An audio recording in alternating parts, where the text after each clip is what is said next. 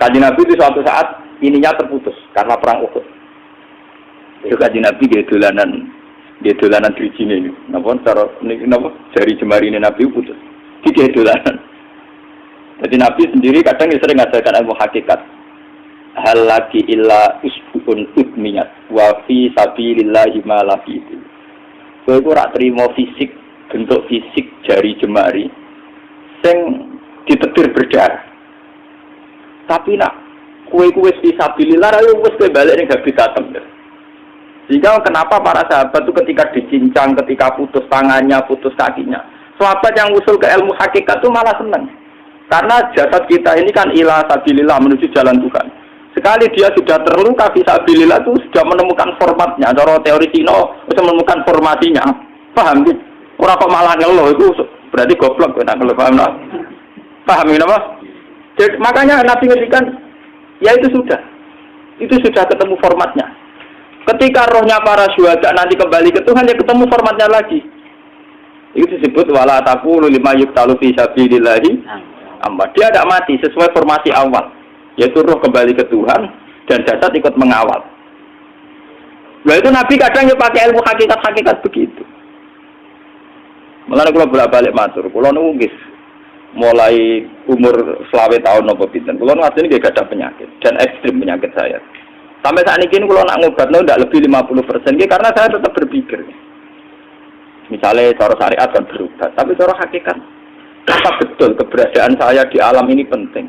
Sehingga aku kepengen urip tak bela-belani ngantek ndak atusan juta. Jangan-jangan penting mati ikuti bang uripku. Lah nek ngono lha apa tak bela-belani? Ndak atusan juta. Jadi misalnya kita berobat ya mau ya dari Nabi kan berobat ya berobat. Pokoknya kita Islam ngasih mau geruduk kadang orang paham. Sekali kamu mengamati dengan sisi hakikat. Coba sekarang sampean pikir, coba sekarang nggak pakai logika hakikat, pakai logika syariat saja. Saya ini misalnya asetnya 10 juta, misalnya, saya punya aset 10 juta. Tapi misalnya aku rugi nawan atau dipengaruhi di masa depan sama nih, kalau kulo kan soalnya cara teori di masa, misalnya kulo rugi, ini kere di duit 10 juta aset. Tujuan saya sembuh kan supaya aku iso sembuh sehat, engkau iso kerja untuk anak. Tapi karena saya sakit nanti operasi tidak 10 juta. Operasi tidak 10 juta. Wong aku DPR mesti iso marisi anak. Apa mana nak duit 10 juta, tak ada gue berobat, malah jelas ra iso marisi. Lah nak ngono penting matiku ya dibanding 10 juta. Karuan iso diwaris langsung. Sementara anak aku mari dibiayai 10 juta, rong mesti mari 10 juta mesti Artinya tidak ada jaminan kalau berobat itu secara visi ke depan lebih baik. Soalnya malah ngentekno donya, enggak jelas akibat positifnya. Misalnya tetap lumpuh duit teori loh, Bapak. Artinya apa? Teori hakikat tetap lebih benar bahwa hidup itu tidak ada artinya, semua itu tidak ada artinya. Berobat apa enggak berobat semuanya tidak ada arti. Teori loh gini. Sehingga kalau kita tengah-tengah aja tengah-tengah, kasus kula misalnya loro nggih berobat. Gusti separuh kula nglakoni syariat, tapi sebagai kula ulama fikih separuh kula lakoni napa? Jadi kula tetap mboten ngarah obat 100%. Tapi orang ngarah berobat wong kula tiyang napa? Syariat. Tapi memang faktanya itu begitu. Cara Kanjeng Nabi kadang Kanjeng Nabi berobat. Kadang Kanjeng Nabi wis nikine tercincang gede guyon nak. Wa lagi illa usbu'un udwiyat. Ora apa driji sing gak melok-melok. Nah, bukti bahwa jasad itu begitu tidak penting. Kayak Sayyid Hamzah. Mulai Sayyid Hamzah nganggep wahyu bentone ra karuan. Kalau teori Siti Jenar itu benar, teori Jalaluddin Rumi benar teorinya ya orang kok ra salate lho, maksudnya kok nang anut ra salate. Benar dalam analisis roh. Ketika Sayyid Hamzah dinyatakan mati oleh manusia, oleh hukum manusia dinyatakan mati karena dia sudah tidak bergerak. Dalam teori hakikat kan rohnya Sayyid Hamzah sudah fi khawasili tuyurin khudrin. Rohnya sudah diambil Tuhan, tidak mati. Paham ya? Ketika rohnya Sayyid Hamzah sudah diambil, jasad ini sudah tidak punya rasa. Sekarang secara syariat kasat mata kita tahu wong jasad nak diinfus di sayat-sayat dioperasi ora kroso. Apa meneh saiki ruhe wis bisa. Lah ya jasad itu cek gampange dioperasi dibius saja terus tidak kerasa. Apalagi rohnya sudah diambil. Nah saiki bayangkan ketika Sayyid Hamzah itu sudah di atas, Niku kula delok wahsi ra wong bentuk. Lho wong kok baca igabus. Ketika jasad benar-benar tidak penting, kemudian jasadnya Syekh Hamzah kan dicincang oleh wahsi. Ketika rohnya sudah diambil kan Hamzah tidak merasakan. Berarti Syekh Hamzah guyu-guyu wahsi. Wahsi cek bentuk nih gabus dicincang. Paham ya? Lho ini tenang. Artinya ketika pandangan manusia iba kepada Sayyid Hamzah karena dicincang, dimutilasi oleh wahsi. Wahsi tidak mengalami Pak Sinten, Sayyid Hamzah tidak mengalami apa-apa karena rohnya sudah bersama Tuhan. Dan iso wae Sayyid Hamzah malah guyu-guyu wahsi. Cek goblok gabus kok dicincang. Lah nak ngono rak mirip, makanya dalam hal ini itu dalam teori roh itu sebetulnya Siti Jenar tidak sesat dalam teori roh. Tapi jangan katakan itu penemuannya Siti Jenar. Siti Jenar itu terlambat. Sebelum itu ada Husain Al-Khallas, sebelum itu ada Jalaluddin Rumi, sebelum itu juga ada sahabat, ada nabi. Cuma cara aplikasinya Siti Jenar melenceng. Jadi jangan katakan kok tak kampus-kampus. Itu pendapatnya Siti Jenar itu malah goblok meneng. Siti Jenar itu sanut, paham nggih maksud apa? Wis anut. Nah, teori yang sama terjadi pada Yesus Kristus. Ketika Yesus misalnya secara lahir dicincang, dimutilasi, diapakan oleh orang Yahudi. Sebetulnya rohnya dia sudah bersama Tuhan, kembali ke Tuhan Bapa, nah cara Kristen. Nah cara Islam ya balik ning pangeran. Andikan itu iya, itu ya ada masalah karena hakikatnya dia tidak dicincang, tidak dibunuh. Andikan iya lah, tentu menurut Islam yang dibunuh Yudas atau siapa itu yang masuk dia lah. Tapi sama sebetulnya teorinya sama, kalaupun dia ada masalah. Oke, kalau misalnya Nabi Isa karena ada kontroversi menyangkut dia atau Yudas, sekarang yang Zakaria dan ya. Zakaria itu dicincang betul oleh orang Yahudi, matinya dimutilasi. Tapi dia tidak apa-apa. Karena ketika beliau dicincang, rohnya sudah diambil. Ini rumah tenan kan, bener rotok kendel mati paham kan ya. Jadi maksudnya ini kalau ajari, nak mati itu tidak problem. Ya. Ini kalau urip mesti. Nah ini bersamaan paham ya. Kaitan la ilaha illallah ini nanti semuanya sama kaitan sama apa? La ilaha illallah. Ini nanti ujungnya sama dengan la ilaha illallah. Begitu juga seterusnya. Misalnya Yahya kalian sinten? Zakaria. Ketika Tuhan ditanya, jadi tenggene alam malakut pengiran ditakok, ya Allah, Yahya dan Zakaria itu kan hamba pilihan engkau. Ketika dicincang kok jenengan biarkan. Endi Yahya Zakaria dicincang? Aku itu ra goblok dari pengiran. Sedurunge dekne dicincang jasate ruhe sak jupuk. Dadi dekne ora krasa blas. Begitu juga ning tafsir-tafsir sampean lihat wa Maryama. Sayyidah Maryam yang istrinya Fir'aun. Itu kan dia iman sama Nabi Musa Asia, imro'ati napa? Fir'aun. Asia imro'ati Fir'aun, ya. Itu kan dihukum oleh Fir'aun. Ketika mau ditumpahi napa? Batu besar. Iku Allah ketika di pangeran, ya malaikat maut cepat ambil rohnya sebelum dihunjami batu besar. Terus rohnya diambil.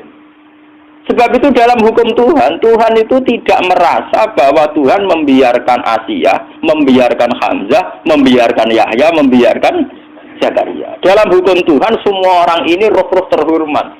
Akhirnya nak anggo teori iki sing nyincang malah goblok wong gabus goblok sing jangan ora dadi nak anggo teori iki malah berbalik sing goblok sing nyincang. Tapi yo jeneng kok sesuai sampean kiaskan saja. Wong dibius wae disayat-sayat gak krasa. Kaya apa nak ruhe bener-bener tercabut terpisah. Rasane nang ndi? Ini disebut wala taqulu lima yuqtalu fi sabilillah napa? Lah kemudian roh ini kemana? Nah, roh itu sudah menyatu dengan kalimat tauhid. Mesti roh itu bersaksi la ilaha illallah. Itu sing disebut ning alam roh ketika Allah tanya alastu bi rabbikum mesti qalu bala. Mesti mereka jawabnya napa? Bala. Karena alam roh tentu lebih mudah bersaksi akan keberhadiran dan keeksistensi Tuhan Allah Subhanahu wa taala. Paham ya, ini sama penting. Nah, ketika kalimat tauhid sudah menyatu kayak begini, itu mesti kalimat tauhid sing mesti langsung untuk swarga. Itu dimaksud Nabi mustaiqinan biha qalbu mukhlishon biha qalbu. hati itu kolbu kan nggak bisa kamu artikan jantung atau liver kayak teori modern sekarang misalnya kolbu itu apa? Jadi kiai kolbu itu jantung. Nak ngono beda ke liver. Lah nak liver apa kabidun? Itu akal-akalan aja padha ora paham. Bahasa kolbun, fikrun, aklun itu sesuatu yang misteri. Roh ini kemudian dengan kalimat tauhid sudah menyatu disebut mukhlison biha kalbu. Ada tingkat kemurnian hubungan roh dengan kalimat tauhid. Lah kalau begitu pasti dakhalal jannah. Karena tidak mungkin kalimat tauhid kok di neraka. Lah ini ngomong masalah-masalah hakikat. Wong sing gak tahu petualangan hakikat, momene sing sering bingung bakas duit, bayar kredit, utang jatuh tempo. Ora usah melok mikir, utek temes entek go mikir duit. Sing mahasiswa sok mikir men pacaran. Sing santri-santri sok mikir hakikat tapi kembali utang mbek kredit. Mana anut kula mawon, kula ora pati bingung urusan dunia, rada orisinal lah. Kayak kula barang rada orisinal.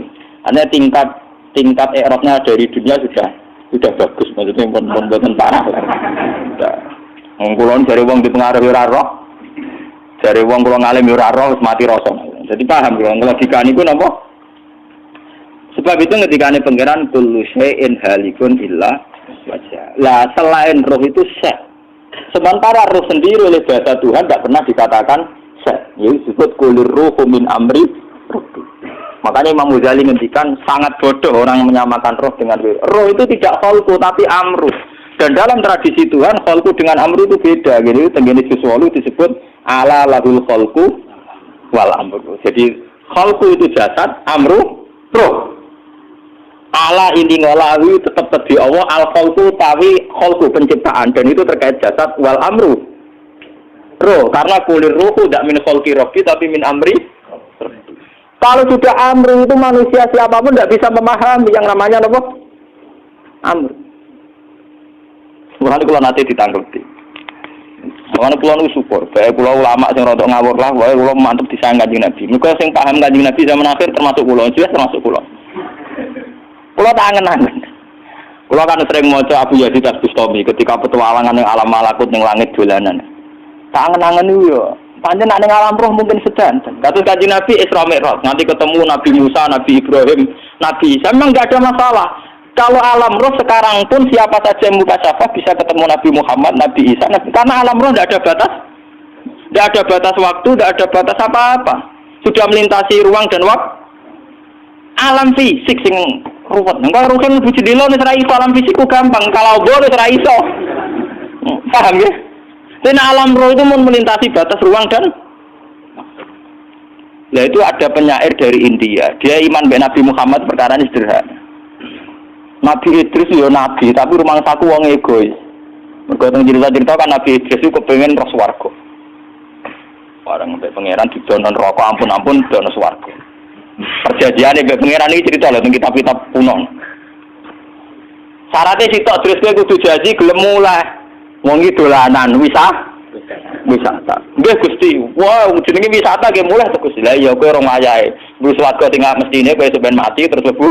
Swarga iki wisata tak didono tok tapi kowe kudu semula ya. Nggih. Walhasil ana cerita dari Nabi itu ngakali pangeran sandale ditinggal sitok. Ya, dadi malah nak kiai politik bodoh niku ya biasa. Wong Nabi ta bodoh di pangeran. Lha iki cerita wonten kitabe maksudnya. Dia takon ana sok ora gak ada mikir ngono, mikir dunya ada mikir ngono barang engkek ya jane. Walhasil akhirnya barang wis ditokno. Terus cek blengaan. Sandal kula kare iki. Bareng wis mlebu nang cupuk. Dicupuk digoleki kanthi seker ketemu. Mulane Nabi itu nganti saiki ning swarga. Mergo perjanjiane goleki sandal cupuke swarga apa ora ketemu. Nanti direng to. Mulane Nabi sak ning swarga sinten? Nabi itu. Wis goleki sandal.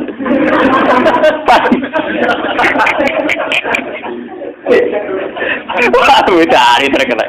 Yo ana cerita ngene kon. Mulane wong sufi sangka India, Nabi Idris urung nabi, nabi tenan ya Nabi Muhammad. Tak angen-angen paling bener Nabi Muhammad, ora krana kula umat, tak angen-angen Mas. Kula lho umpama kula bayangno kula. Misale kula takoki malaikat Jibril, "Hak gak kepen mlaku-mlaku." Sembuti Jibril. Yo mlaku-mlaku ning langit misal.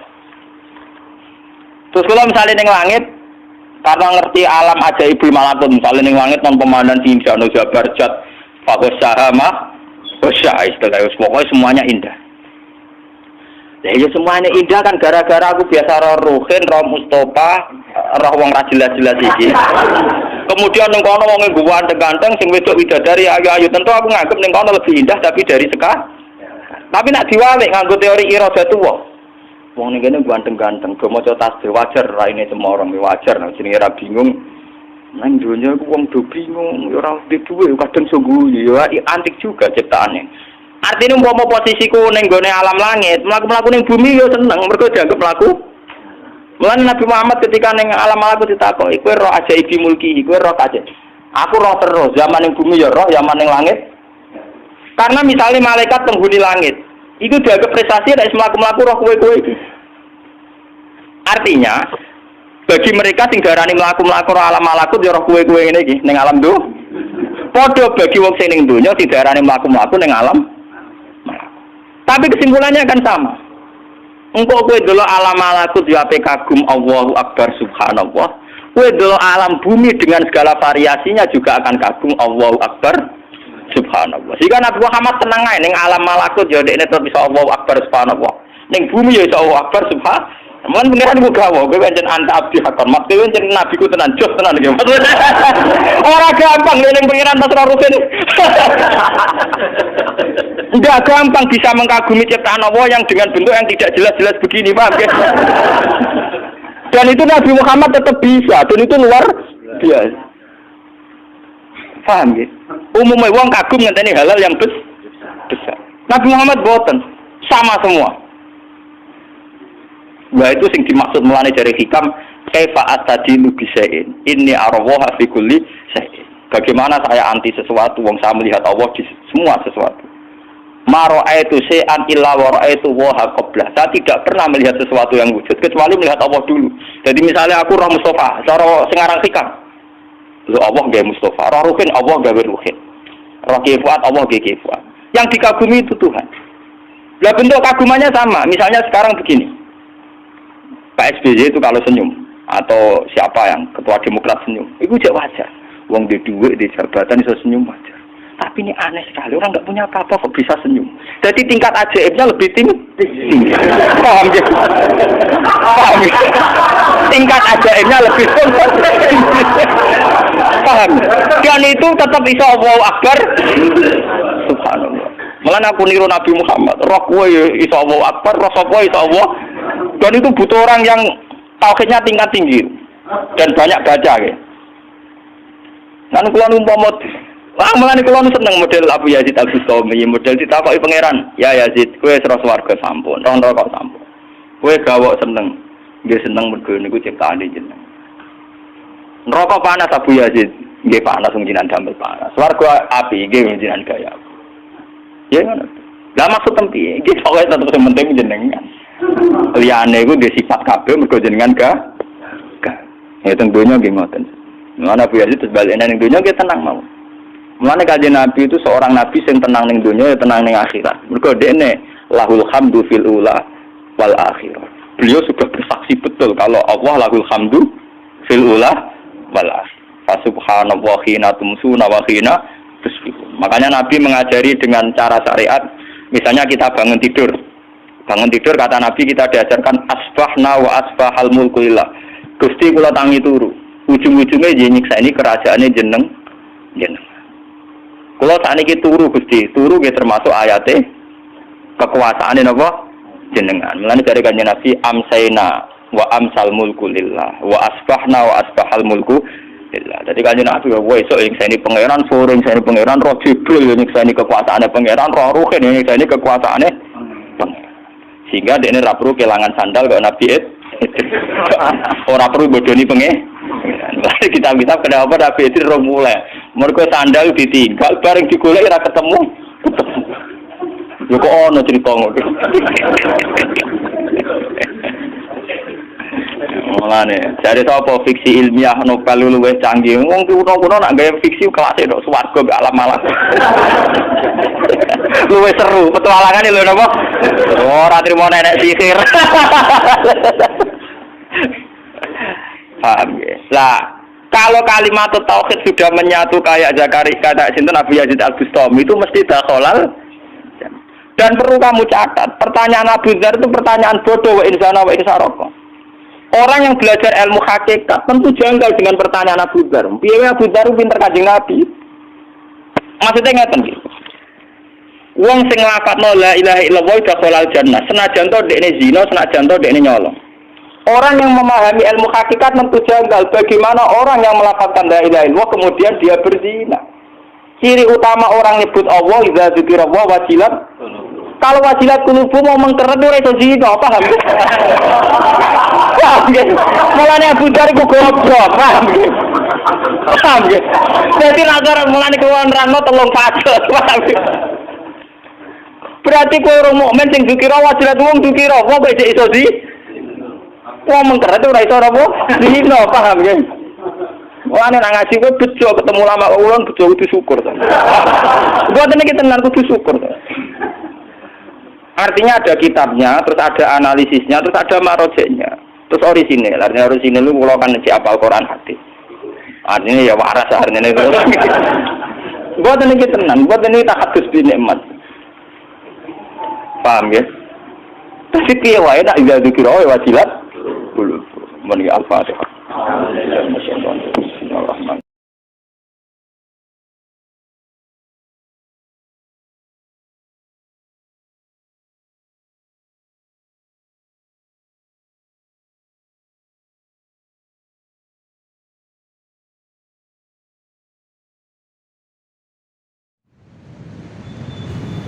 Halo, assalamualaikum warahmatullahi wabarakatuh. Jumpa kembali di channel Kampung Akhirat.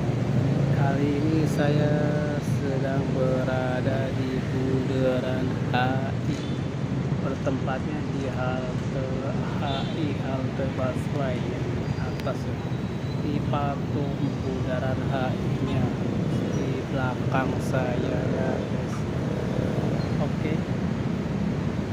Nah, yang baru gabung di channel ini segera di subscribe dan di komen. Terima kasih. Di bawahnya udara guys ya, ramai banget guys. Oke guys, jangan sampai ini guys. Belakang Plaza Senayan.